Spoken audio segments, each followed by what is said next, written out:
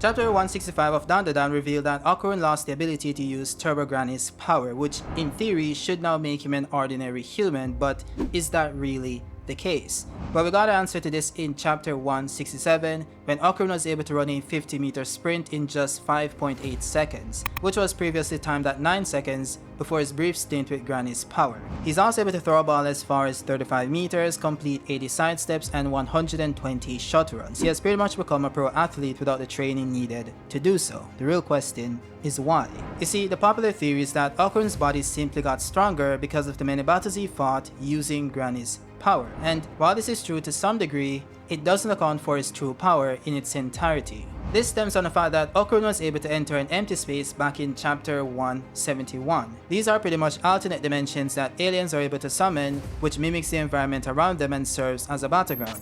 The key thing to note here is that it was initially stated that only entities with high spiritual energy is able to enter an empty space, which is why Okarun questions why he's able to do so in chapter 171. So, why is Okarun able to enter empty space, and why is he significantly stronger than he was before? Well, I believe that's because Granny's spiritual essence forced his tree awakening, and of course, I can prove it. You see, this goes back to chapter 174 because some would argue that Okarun being able to enter empty space doesn't mean much, and that's because Queen Sensei was able to do the same thing. Now, the interesting thing about this, and this is where I think Tatsu is trying to mislead his readers, is that the context behind these two situations are very different. This somewhat stems from the fact that Momo went on to question why Queen Sensei is able to enter empty space, and she then went on to explain that every day she listened to students talk about their insecurities and anxieties. Some even went as far as consulting about the matters of spiritualism, and having gone to exorcism and bad places with those same students, at some point she became able to see spirits.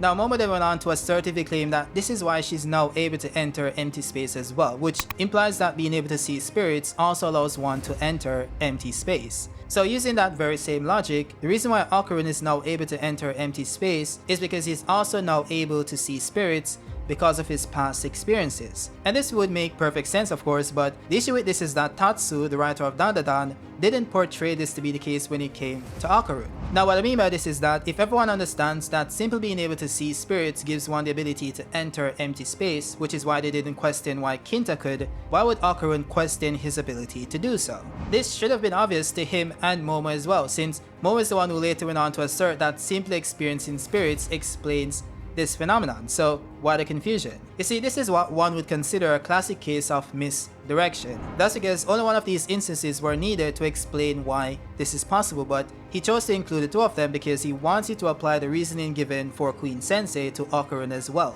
And while the explanation itself is true in some sense, there is more to it when it comes to Okarun. You see, people tend to forget this for some reason, but the balls of Mr. Okarun here isn't ordinary, or at least that's no longer the case. That is because, as explained by Turbo Granny in chapter 12, she enveloped each of Okarun's balls within a spirit energy membrane, which is why it looks like a shiny gold ball. She even goes on to state that the balls themselves contain a powerful life force. Spirits and yokais are drawn to such energy, which is why they attack people and try and rob them of their life force. Now the takeaway from this, or the real takeaway from this, is that the balls themselves were enveloped with spirit energy by Turbo Granny, which implies that she used their own energy to do so. That is why Ira gained the ability to see spirits, because she came in contact with Turbo Granny's energy within the golden ball she found, as stated by Turbo Granny herself. This is even more significant since Granny didn't just claim that Ira gained the ability to see spirits, she outright stated that the balls had the power to awaken one's spiritual power. The clear implication here is that one being able to see spirits or enter empty space is more so a byproduct of their spiritual power being awakened. As stated by Turbo Granny in chapter 41, when spiritual powers awaken is different for everyone, and Gigi's latent spiritual essence is why it was targeted by Evil Eye. We then see Gigi go on to later hone said power by first learning to focus his energy on the point below his navel and visualizing laser beams going to the top of his head and shooting through his fingertips. This of course is the very same training Ayase underwent as a child, even though she didn't fully awaken her spiritual power until later on in life. As stated by Seiko, it is in this state that one's chi emerges. If you can reach this state, you will be able to access your spiritual power. This of course later manifested in Gigi being able to perform a chi blast as seen in chapter 97, which even got even way more powerful in chapter 98, with him being able to overpower 3 aliens at the same time, powerful enough to destroy an entire city block. Mind you, these are the same aliens characters like Ira and even Okarun himself had trouble with in their demon form. So this goes to show that one's innate spiritual power is no joke. And while Gigi's power is special in the fact that it is indeed endless as stated by the aliens, even Seiko was able to keep up with Evil Eye's power back in chapter 47, being able to land attacks and even dodge him at point blank range. So this could also be the power that Okarun will be able to manifest after going through the same training Gigi did. Though I will say that his learning curve should be a lot easier since his body does remember the training that he underwent before, which is why he was able to dodge the pygmy attacks in chapter 172, which surprised Ira and Momo. Now, there's also the possibility that he's even way more special than we initially thought. You see, as stated by Seiko in chapter 3, everyone has an aura, which Tobogani stated to be the battery that powers both yokais and humans. This is actually what Momo sees when she uses her powers on Okarun, which she then grabs onto and squeezes until it gets smaller, thus suppressing Turbogranny's power. Now, what I did find interesting about this is that Momo said that she only saw a blue aura when looking at Okarun, and Seiko implies that this means that it isn't his, which also then implies that Momo wasn't able to see Okarun's aura despite having the ability to do so. This only changed after Granny extracted her powers back in chapter 2, which either means that Granny's aura overshadowed Okarun's, or it was sealed off by some means. We have to remember that even Ayase wasn't able to truly manifest her spiritual power until she was stimulated by these Serpo aliens. This was implied back in chapter 1 when he questioned if him overstimulating her brainwaves with his psychokinesis caused their chakra to open up. By the way, chakras are energy centers within the body itself, originating from ancient Indian spiritual traditions. They are believed to influence physical, emotional, and spiritual well-being. The word chakra itself means wheel or disc in Sanskrit, symbolizing the spinning energy at each center. This is also why Granny's training for mastering one's chi involves focusing your power on the point below your navel and then transmitting that to the top of your head. These are the locations of one's chakra points spanning from the base of your spine to the crown of one's head. So this is actually what led to Ayase awakening a form that made her feel invincible, which she has never used again despite being in worse situations. So it is possible that Okarun's power is also being sealed similar to Momo's as stated by Seiko in chapter 4,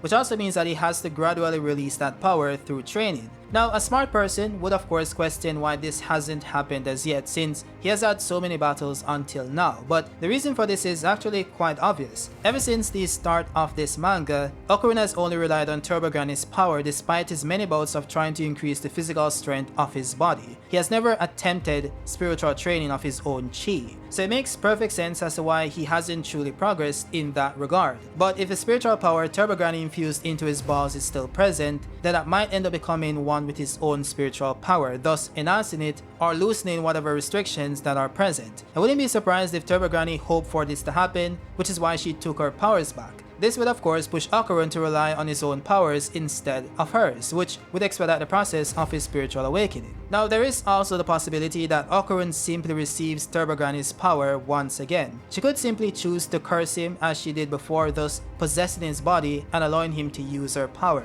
Or she could have Momo or Seiko place her consciousness back in the cat doll once again while leaving her power behind. Though it could get a bit darker in the sense that Okarun ends up dying or on the verge of death, so simply possessing him wouldn't be enough to save him. So Turbogranny ends up making the ultimate sacrifice, whatever that looks like for a yokai since they're technically already dead. But you know, she goes on to do it, which of course refers to Momo using her power to form a link between Okarun and Turbogranny, thus transferring her aura to him. This would of course lead to Turbogranny turning to dust similar to Acrobat Silky since she no longer possesses a battery. Now, I will say that both of these possibilities can take place within the story. It could be the case that Okarun's spiritual power simply isn't enough to face the current enemy and he dies anyway, which leads to the outcome with Turbogranny. Maybe we get to see Okarun use the power of the spirals in the same way Gigi did by combining his chi with Evil Eye's energy, thus creating something way more powerful. Maybe even to the point of merging his spiritual essence with that of Turbogranny's, in a similar way to how Naruto combined his chakra with Kurama's, thus making them one entity instead of one being using the power of someone else. Though it could also be the case that the mechanic of the knives being able to steal powers and bestow them upon someone else comes into play for Okarun as well. Assuming German has multiple knives that possess different yokai powers, they might be able to steal one or extract a random one from German himself. So as you can see, there are multiple ways in which Okarun could receive another power, and given the fact that he is the co-MC of the manga, it's not a matter of if, it's more so when